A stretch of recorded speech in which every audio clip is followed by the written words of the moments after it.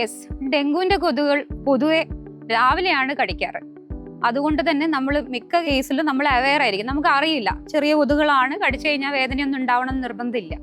അതുപോലെ തന്നെ ഡെങ്കുവിന്റെ കൊതുകുകൾ പൊതുവെ പെരുകുന്നതെന്ന് പറഞ്ഞാൽ നമ്മുടെ ചുറ്റുപാടുള്ള ചെറിയ ബോട്ടിലുകൾ, പ്ലാസ്റ്റിക് ബോട്ടിലൊക്കെ മഴ പെയ്ത് കഴിഞ്ഞ് കഴിഞ്ഞാൽ വെള്ളം കെട്ടി നിൽക്കും. അതിലാണ് പൊതുവെ നമുക്ക് ഈ ഡെങ്കുവിന്റെ കൊതുകുകൾ കാണുന്നത്.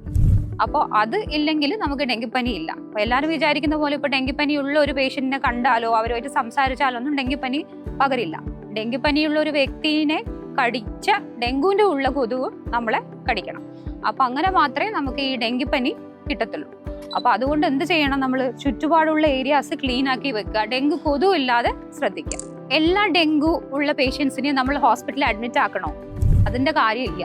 ഇപ്പൊ നമുക്ക് അമിതമായി പനി മാറുന്നില്ല, അതുപോലെ തന്നെ പ്ലേറ്റ്ലെറ്റ് കുറഞ്ഞു പോകുന്നു, അല്ലെങ്കിൽ അമിതമായിട്ടുള്ള ക്ഷീണം, ശരീരത്തിൽ ഡീഹൈഡ്രേഷൻ വരുന്നു, ഇങ്ങനത്തെ കണ്ടീഷൻസിലാണ് നമ്മൾ പൊതുവെ അഡ്മിറ്റ് ചെയ്യാൻ. അല്ലാതെ നമുക്ക് വീട്ടിൽ തന്നെ പ്ലേറ്റ്ലെറ്റ് മോണിറ്റർ ചെയ്യാനുള്ള ഫെസിലിറ്റി, അതായത് അടുത്ത് ലാബൊക്കെ ഉണ്ടെങ്കിൽ ടെസ്റ്റ് ചെയ്തിട്ടും നന്നായിട്ട് വെള്ളം കുടിക്കാനുള്ള ഒരു സിറ്റുവേഷനും അങ്ങനെയൊക്കെ നിങ്ങൾക്ക് പറ്റുമെങ്കിൽ വീട്ടിൽ നിന്നും ചികിത്സ എടുക്കാം. പക്ഷെ അതൊരു ഡോക്ടറുടെ നിർദ്ദേശത്തിൽ മാത്രം ചെയ്യുക.